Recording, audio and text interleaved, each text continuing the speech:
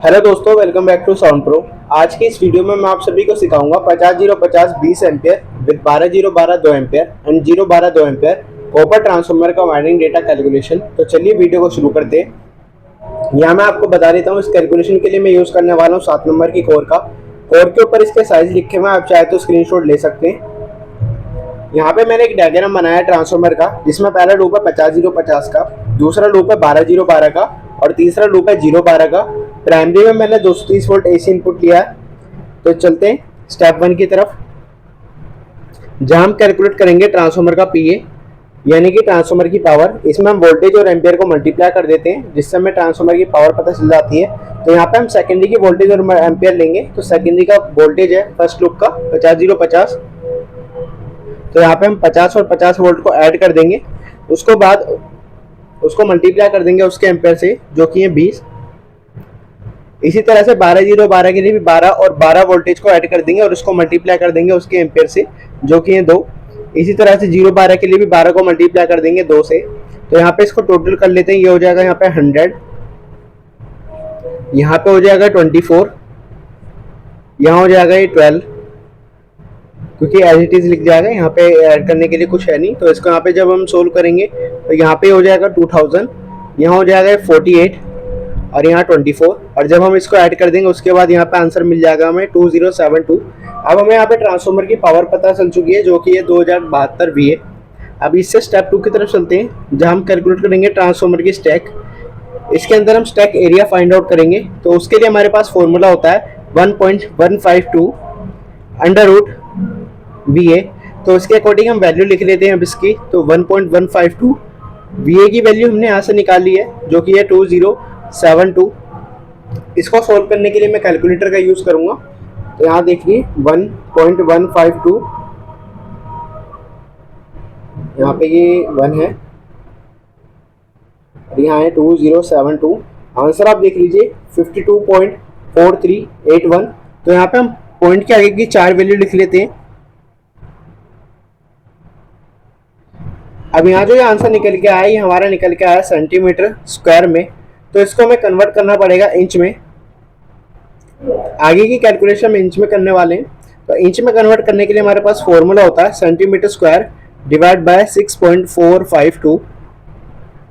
अब इसके अकॉर्डिंग यहाँ पे वैल्यू लिख लेते हैं, जो कि 52.4381 और यहाँ आ जाएगा 6.452। तो इसको यहाँ पे सोल्व कर लेते हैं हम। 438.1 डिवाइड बाय 6.452। आंसर आप लिख लीजिए 8.12। इसको राउंड ऑफ करके लिख लेते हैं हम यहाँ पे 8.13 इंचेस। अब हमने जब स्टैक एरिया फाइंड आउट कर लिया है, तो इसी के साथ हम थर्ड स्टेप की तरफ चलते हैं, जहाँ हम कैलकुलेट करेंगे ट्रांसफार्मर की बोबिन। बोबिन कैलकुलेट करने के लिए हमारे पास फॉर्मूला होता है बोबिन एरिया इक्वल बोबिन की लेंथ इनटू विड्थ। तो इसको जो यहाँ पे बोबिन एरिया है, ये बराबर होता है हमारे स्टैक एरिया है। तो हम यहाँ पे स्टैक एरिया की वैल्यू लिख सकते हैं। लेंथ हमें इसकी निकालनी है, तो उसकी जगह मैं लिख दूंगा L। और विड्थ हमें कोड से पता चलती है, जो कि मैंने 7 नंबर की कोड यूज़ करी है। तो इसकी यहाँ की विड्थ होती है 2 इंच। तो यहाँ पे हम लिख लेंगे इसको 2। यहाँ पे हम इसको यहाँ पे डिवाइड कर देंगे, तो हमें पता चल जाएगी लेंथ। तो डिवाइड करने के लिए मैं यहाँ पर आपको दिखा देता हूँ। 8.13 डिवाइड बाय 2। आंसर आप देख लीजिए 4.065। तो हमें इतनी लेंथ की रिक्वायरमेंट होगी। तो इसके अकॉर्डिंग यहाँ पे हम बोबिन सिलेक्ट कर लेते हैं। तो यहाँ जो मैं बोबिन यूज़ करने वाला हूँ, वो करने वाला हूँ मैं 4 इंचेस इंटू 2 इंचेस की। ये बोबिन आपको मार्केट में इजीली मिल जाएगी।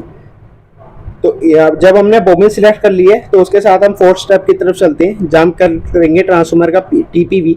तो इसको कैलकुलेट करने के लिए हमें सबसे पहले पता होना चाहिए ट्रांसफार्मर का सीए यानी कि क्रॉस सेक्शन एरिया, जिसको निकालने के लिए हम बोबिन का प्रोडक्ट कर लेते हैं, यानी कि बोबिन की लेंथ और विड्थ को मल्टीप्लाई कर लेते हैं। यहाँ पे ट्रांसफार्मर का जो सीए निकल के आने वाला है, वो है 4 × 2 8। तो हमने अब यहाँ पे सीए निकाल लिया है, जो कि निकल के आया 8। तो आगे चलते हैं।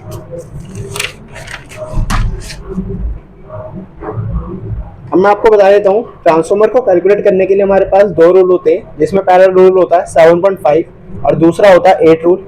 7.5 रूल हम जब यूज करते हैं जब हमारी कोर न्यू होती है, इसको हम कोर बोलते हैं, आप इस चीज़ का याद रखें, ये कोर होती है। अगर ये आपकी कोर न्यू है तो आप 7.5 रूल के साथ जाएंगे, और अगर पुरानी है तो ओल्ड 8 रूल होता है ओल्ड के लिए।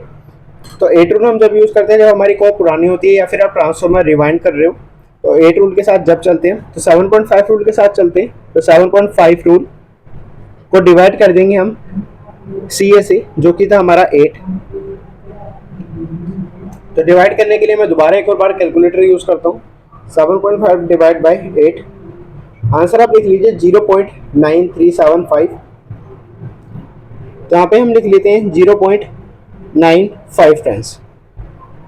तो 0.95 टन्स लगेंगे हमें पर वोल्ट के लिए,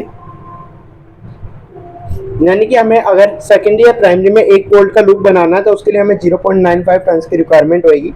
ये चीज़ आप याद रखें, या फिर इसको हम 0.94 कर सकते हैं, मगर थोड़ा सा एरर होता है ट्रांसफार्मर में, तो मैं 0.95 लिख देता हूँ यहाँ पे। तो यहाँ पे आप चलते हैं S1 के साथ, यानी कि सेकेंडरी का फर्स्ट लूप। तो वाइंडिंग कैलकुलेट करते हैं। तो सेकेंडरी का पहला लूप जो कि है 50-0-50 का, तो इसको कैलकुलेट करने के लिए हम 50 वोल्ट, आपको ये चीज़ याद रखनी है, जितनी वोल्टेज है आपको उसको मल्टीप्लाई कर देना है टीपीवी से। तो यहाँ पे टीपीवी था मेरा 0.95, इसी तरह से दोबारा 50 वोल्ट है तो इसके लिए भी 0.95 से मल्टीप्लाई कर देंगे। तो हाँ, मैं आपको करके दिखा देता हूँ।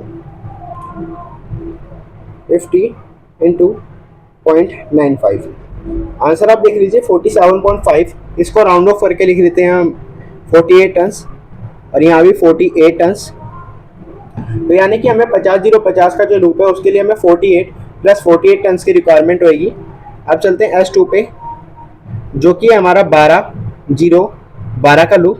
तो 12-0-12 के लिए भी 12 को मल्टीप्लाई कर देंगे 0.95 से, इसी तरह से दोबारा के भी 12 को मल्टीप्लाई कर देंगे 0.95 से। तो यहाँ भी मैं आपको करके दिखा देता हूँ। आंसर आप देख लीजिए 11.4। तो इसको राउंड ऑफ करके लिख देते हैं यहाँ पे 12 टन्स, और यहाँ भी 12 टन्स। तो सेकेंडरी का सेकेंड लूप के भी हमने टन्स निकाल लिए हैं। तो अब चलते हैं सेकेंडरी के थर्ड लूप की तरफ, जो कि है 0-12 का। 0-12 के लिए भी 12 को मल्टीप्लाई कर देंगे 0.95 से, तो यहाँ पे भी आ जाएगा हमारा आंसर 12 टन्स। अब हमने सेकेंडरी के तीनों लूप के टन्स निकाल लिए हैं। तो अब चलते हैं प्राइमरी की तरफ। तो प्राइमरी में हमारा सिंगल लूप था जो कि प्राइमरी टोटल कहलाएगा। तो यहाँ पे हमारा जो प्राइमरी टोटल है वो है 0 से 230 वोल्ट के लिए। तो हम यहाँ पे 230 को मल्टीप्लाई कर देंगे 0.95 से। तो यहाँ पे मैं कैलकुलेटर का यूज़ करता हूँ। तो 230 को यहाँ पे मल्टीप्लाई कर देंगे 0.95 से, आंसर आप यहाँ पे देख लीजिए 218.5 टन्स, यानी कि 219 टन्स लगेंगे हमें प्राइमरी में। तो यहाँ पे हमने प्राइमरी की टन्स भी निकाल लिए हैं। तो अब फिफ्थ स्टेप की तरफ चलते हैं, जो कि है हमारा SWG वायर सिलेक्शन। तो SWG वायर सिलेक्ट करते हैं IS1 के लिए, यानी कि सेकेंडरी के फर्स्ट लूप के जो एम्पेयर हैं, जो कि हमने लूप लिया है 50-0-50 20 एम्पेयर का। तो यहाँ पे हमें 20 एम्पेयर की वायर की रिक्वायरमेंट है। तो मैं इसको पहले यहाँ पे साइड कर देता हूँ। 20 एम्पेयर के लिए जो हम वायर यूज़ करने वाले हैं वो है हमारी 13 SWG। 13 SWG वायर होती है वो 19.31 एम्पेयर के लिए होती है, वो आपको 20 एम्पेयर आराम से दे देगी। तो यहाँ पे मैं आपको बता देता हूँ, इस जो चार्ट आपने अभी देखा उसके अंदर ±1% का एरर होता है, तो उसके अकॉर्डिंग हम 13 SWG लेते हैं। अगर आप यहाँ पे चाहो तो 12 SWG का यूज़ कर सकते हो, मगर वो वायर थोड़ी सी कॉस्टली हो जाएगी और थोड़ी सी मोटी होती है, तो आपको वाइंडिंग करने में थोड़ी दिक्कत हो सकती है। तो अब IS2, हाँ, अगर आपकी वायर ओरिजिनल है 100% प्योर कॉपर है तो ही आप 13 SWG लगाइए।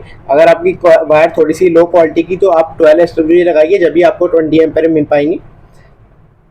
तो IS2 जो कि 12-0-12 2 एम्पेयर का, तो यहाँ में 2 एम्पेयर की वायर की रिक्वायरमेंट है। 2 एम्पेयर के लिए हम यूज़ करेंगे यहाँ पे 21 SWG का। इसी तरह से IS3 जो कि है 0-12 2 एम्पेयर का, तो यहाँ पे भी हम यूज़ करने वाले हैं 21 SWG। अब चलते हैं यहाँ पे प्राइमरी के लिए। तो आई प्राइमरी टोटल टर्न्स वाला लूप जो कि है 230 वोल्ट का। तो हमें इनपुट की केवल वोल्टेज पता है, सबसे पहले हमें इसके निकालने पड़ेंगे एम्पेयर। तो एम्पेयर निकालने के लिए हमारे पास फॉर्मूला होता है VA डिवाइड बाय VIN, यानी कि हम ट्रांसफार्मर की पावर को डिवाइड कर देते हैं इनपुट वोल्टेज से, तो ट्रांसफार्मर की हमारी पावर थी 2072, उसको डिवाइड कर देंगे हम 230 से, यानी कि 230 वोल्ट से। यहाँ पे मैं आपको डिवाइड करके दिखा देता हूँ। आंसर आप देख लीजिए 9.00, यानी कि हमें 9.1 एम्पेयर की वायर की रिक्वायरमेंट होगी। तो यहाँ पे हम जो वायर यूज करने वाले हैं वो है 16 SWG। अगर आपको ये वीडियो पसंद आई हो तो वीडियो को लाइक करें, शेयर करें, कमेंट करें, चैनल को सब्सक्राइब करें।